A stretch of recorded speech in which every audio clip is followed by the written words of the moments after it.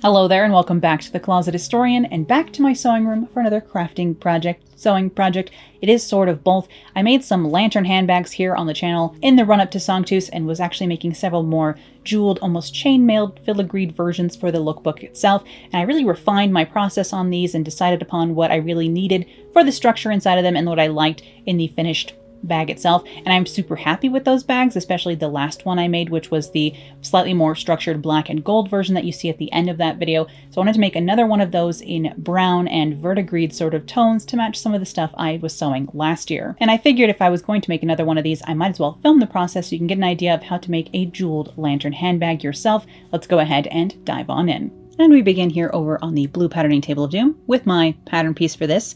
This only requires one pattern piece, and it's just a little rhombus shape, a rounded rhombus, which I'll show you how I drafted in just a moment. But here is the first version of this sort of filigree chainmail, kind of lantern or seed pod, I don't know, egg-shaped handbag that I made. And this one has a twofold problem going on. One, not enough interfacing in the sides of the fabric bag underneath, and also too much chainmail and too many jump rings that are just weighing it down, so this one does not retain its structure very well at all. Whereas this black version here is doing much better at retaining its actual three-dimensional shape, despite the amount of filigree going on with this one, and that is because this has a piece of folded plastic boning inside along the top. That boning is sort of just pinched into a square and then sewn to 3 of the corners of the top of this little lantern, and the last corner is of course left free because I have to be able to zip and unzip the bag and put things in it if I were to ever actually, use this while out and about. And this is the exact same pattern piece that I used to make this black bag here, and I'll show you how to make a pattern piece like this yourself. It's not very difficult, and of course, you can do any sort of shape you want.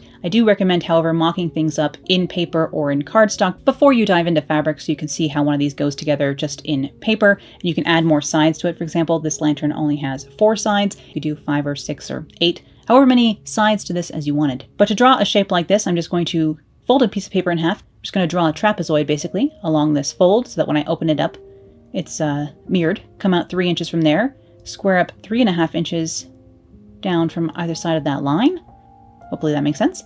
Along the fold itself, I'll come out 6 inches from either end of the guideline, and then just connect these points to the first set I had drawn, like so. And then you just need to curve off one side of this. So I'm just drawing a gentle curve amongst those 2 points instead, and I will cut this out, and I'll actually fold this in half again to be able to mirror that same curve along the top and bottom the same way.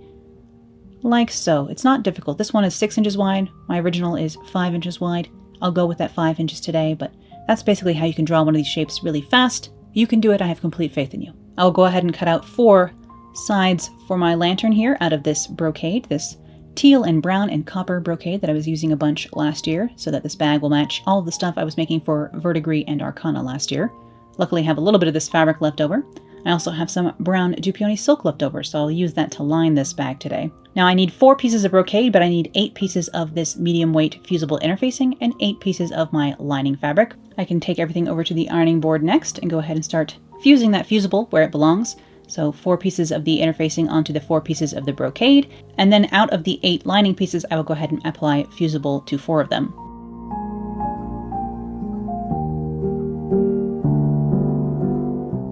And once I have my brocade and my lining interfaced here, I can go ahead and line up one of each right sides together here and pin those together. I'm going to leave a 4-inch gap or so along one of the straight edges here, so I can just kind of bag line these bits and turn them right side out after I have everything sewn along the outside edge.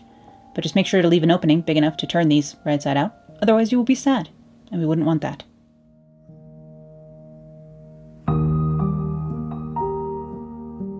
Then I can go ahead and stitch these together over here on the machine, just using my regular Gutermann all-purpose thread, as per usual.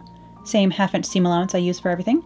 I'm just leaving the needle down when I reach a corner, picking the presser foot up, turning the presser foot back down, just to stitch around that shape. And if doing something like this, don't forget to leave yourself a gap along the straight edge. Basically, I'm making a very tiny pillow that I will not be stuffing at this point.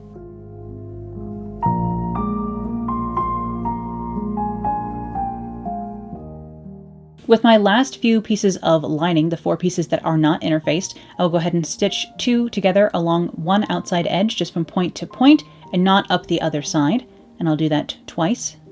So I have 2 pieces together, 2 pieces together. That's my last 4 pieces of lining fabric. This is going to be the soft inner lining of the bag itself.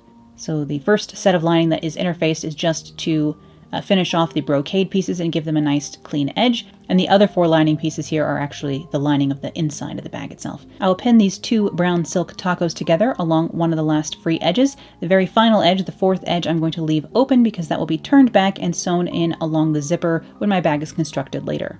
And as for the outer pieces of my bag, I need to go ahead and clip my corners and my curves here so I can turn these right side out.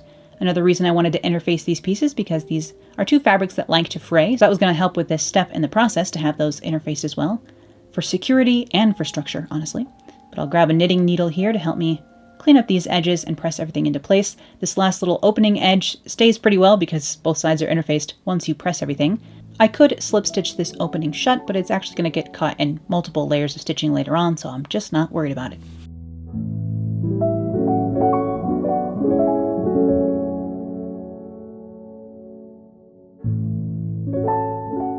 But here I am stitching the last little bit of the brown inner lining, like so, stitching my 2 brown silk tacos, as I said, together. Hopefully you understand what I mean. This is another one where the more 3D the shapes, the more annoying it is to talk about, because who the heck knows what I'm saying? Hopefully you visually get it, because this is not an auditory experience.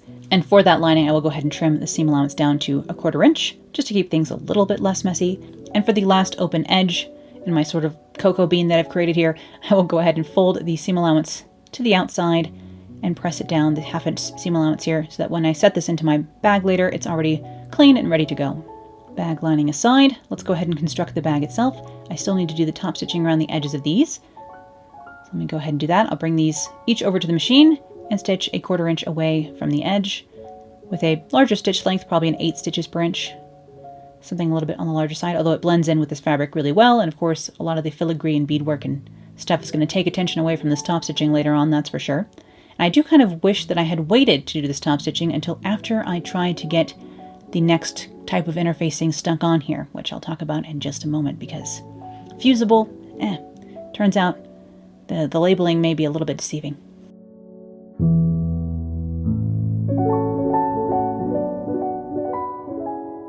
Okay, I have my 4 lantern pieces here, and I have this Decoville interfacing. I haven't used this before, but many of you recommended it to me, so I decided to try it for this one here to see if I could skip the little boning structure piece that I used in the black lantern for this brown version. I used a tracing of my template here, and I cut 3/4 inch off the edge of that to create a slightly smaller lantern shape here that I can trace onto the Decoville and cut 4 of these out. This is the Pellon 526 Decoville interfacing. I will go ahead and link to that below as well. I just picked this up at Joann's. I think it comes in 2 different weights. I'm not sure which one it is that Joann's carries, but I will link you to the exact stuff I'm using here below. Take that back on over to the ironing board here and just custom trim these for each of these pieces, because of course they are no longer geometrically exact, sadly enough. I'm no quilter. I can't create exacting geometric pieces of things, and I don't mind a little natural variance. But here I am trying to get these to stick down. I should have read the instructions perhaps better, because they were not sticking super well to my silk du peony here. It was, it's stuck on well enough, but if I gave it a good tug, it would peel right back off. So that's not necessarily ideal. I think if I were to make another one of these, I would still use this interfacing because it does provide good structure, but I would save the top stitching till after I had fused this on and make sure I stitched just within the edge of the Decoville to really secure this down onto my silk pieces. But I will go ahead and pin 2 of these wrong sides together and the other 2 in the same way so that I can stitch from point to point along one side and make 2 little brocade tacos this time, as opposed to the lining soft tacos from earlier. Now we have hard shell tacos instead. Is anyone else hungry, or is it just me? You could, of course, line these up right sides together so that the seam allowance was on the inside, but that's part of the reason I line these pieces separately like this and have them top stitched and turned all smoothly on the outside so that I can have the seam allowance of this part of the process on the outside, almost as a seam of solder down the side of my lanterns. Hopefully that makes, again, any sense. And it was at this point that I remembered that I usually like to do the zipper before this, so really, the good news is that while my brain clearly needs a vacation, I'm going on one in several days here, so clearly I need some time to just look at rocks and read a book and do nothing. So 3 days of that next week should hopefully rejuvenate me for the house hunting and sewing that is ahead of me. But I'll pin a zipper here. I've just cut this one down to size along the from point down the edge, and then I don't sew all the way down to the next point. I don't know, I just prefer to do it this way. But I'm going to switch to a zipper foot over here on the machine, and I'll stitch through my lanterny bit down into the zipper tape right along the edge here using that zipper foot to be able to get close to the zipper teeth without sewing through them. Otherwise, you will compromise the integrity of your zipper, and you wouldn't want that. Right here to this other corner, backstitch come off the machine. I will go ahead and unzip this so that I can pin it onto the other side of my second brocade taco here. Pin that into place, like so. Again, the end of the zipper is just sort of hanging free. You saw I melted it a little bit with my lighter again. Just here to melt nylon when needed. Like that, and I can unzip it all the way here so I can maneuver things over on the machine and again, stitch right close to the edge, stitch this down to the zipper tape underneath. Of course, as you're watching this, I've been back from this mini vacation I'm talking about. I'm on a different trip at this point. It's a lot of travel this month, which means I'm out of the sewing room, which isn't ideal. Hopefully, although this year is about to be even more of a mess, it means that next year we can do a lot more exciting things. We'll see. And from where this zipper ends down to the bottom point of my lantern, I am just going to go ahead and pinch those two together and sew this area shut. Back over here on the ironing board, you can see how we're looking here. Again, I'm sort of creating a seed pod more than a lantern at this point, but I'm going to pretend it looks like a lantern, all right? And now with my zipper in, I just need to pin this last free edge together like so. You can see once you press this and puff it up like an origami balloon, sort of like a paper balloon, you can kind of puff it up. But for now, I need to leave it sort of flat so I can maneuver it under the presser foot over here. But in a moment, we're going to have it puff up and hopefully it will stay that way.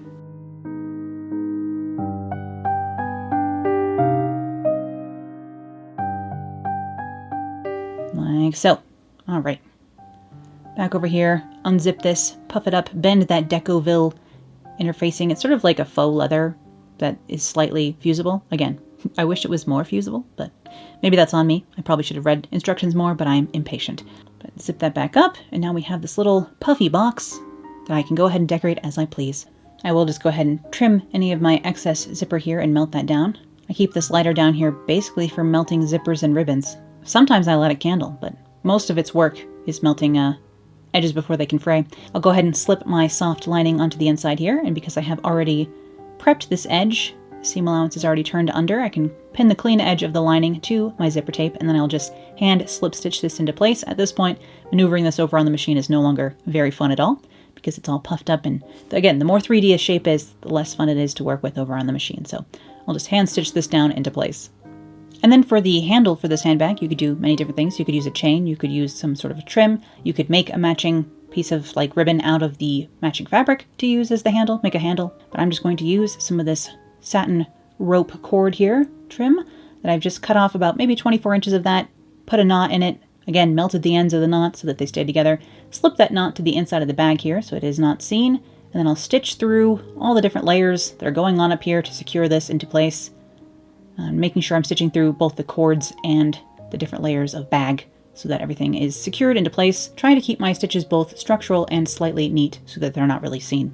I'll just knot off my thread and cut that away. And now I have a handle I can work with, which does make it easier when I'm attaching all of the charms and stuff later on over here, because the easiest way to decorate these is actually to hang it from like a tripod next to me or hang it from something and then work on it while it's in a hanging position as opposed to laying down like this. I find it's just easier that way, but that's just me. And as we can see, I have all my different copper filigree and findings laid out here that I've picked up from a couple of different Etsy shops that I really like for this sort of thing. And I'll have links to both of those shops that I like below. Not sponsored, of course, but just where I've been picking up stuff like this.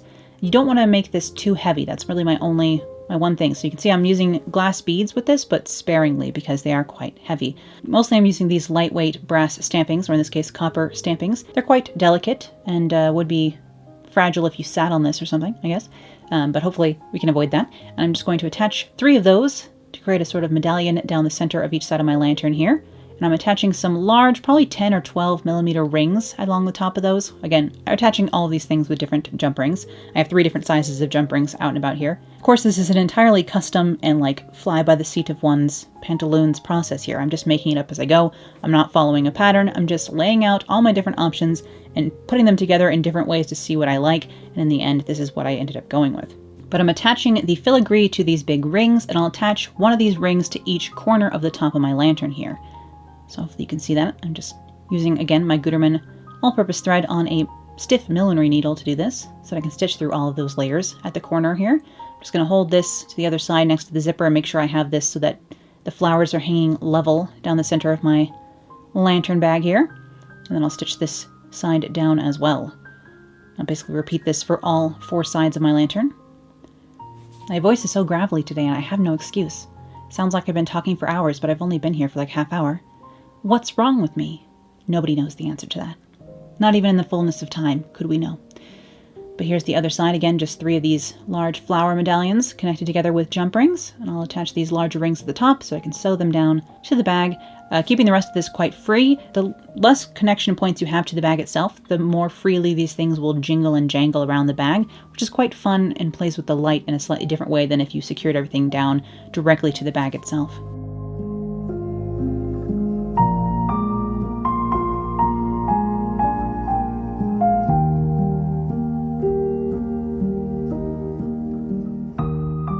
I'll go ahead and create some danglies here using some long matching filigree bead caps and a couple of light teal or minty green kind of colored iridescent glass beads.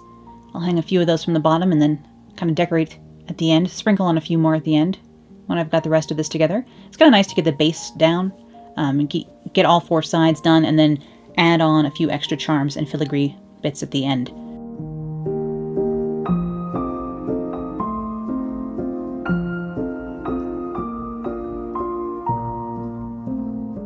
Just sewing on the other side here, and then again I'll do another row for this other face of my lantern, and then in the end here I ended up adding a few small pieces of chain. These are about 1.5 inches long that connect the points of the flowers around the corners of the bag, like so.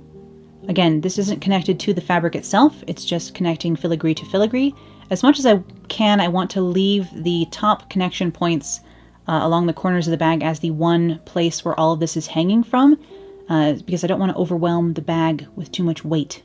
Hopefully that makes any sense. So I'd rather that the metal is resting on metal as opposed to resting on the fabric too much. So we attached some little pieces of chain around, connect one face of the lantern to the other, and then again I'll just add a few more charms and decorative dangly bits to give things a little bit more movement when I'm wearing and using the bag later on. And here's what things look like after I finished up. I did add another row of filigree connected to the top here, kind of around the handle. And then just a few more dangly bits, a couple of little charms. Again, all of the materials I used for this, I can have the shops where I picked those up linked below. And over the zipper, I do have a couple of lobster clasps. Sadly, I only had brass ones, so don't look too closely. So I could open this area up and get in and out of this bag. It would be a bit fiddly, but I'm not afraid of my clothing and accessories being fiddly now, am I? But, you know, hopefully, you know, you put your car keys in there, you forget about them until you need them again. You know what I'm saying? And zip that back up, and again I can just close these clasps back up so that the look of this is sort of maintained for all the corners. Of course, one would love pure symmetry, but it's not always achievable. And here's what this looks like over on set with my new Victorian settee that I picked up recently. Actually, this one was a gift. Technically, this is a birthday gift from my mom. I was at the antique mall and I fell in love with 2 settees. I bought myself one and my mom ended up getting me this other one. They were very inexpensive, and I do still need the house to put them in, but you know, one thing at a time. I hope you enjoyed seeing how this project came together today, and thank you as always for watching. I'll be back with more sewing, vintage fashion, costuming, and crafting real soon, so I'll see you then. Bye!